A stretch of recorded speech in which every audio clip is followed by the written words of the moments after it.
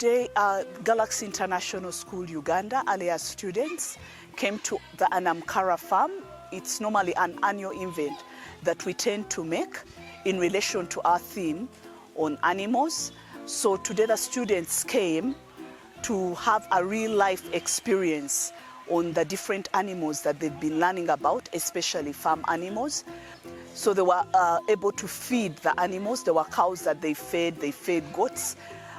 But they also did some planting and harvesting, especially to do with promoting environmental stewardship with our representatives from the Students' Council.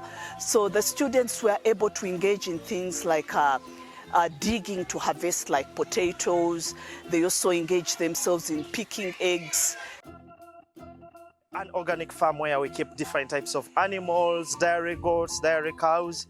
We do poultry and of course also grow vegetables like organic farmers. The kids were interesting, young but intelligent, because most of the things they know, things they learn at school theoretically, but on the farm it's like as if they have been seeing these things at school. So it was really nice. Of course, as usual, we have to disinfect our gumboots, our shoes to kill the germs.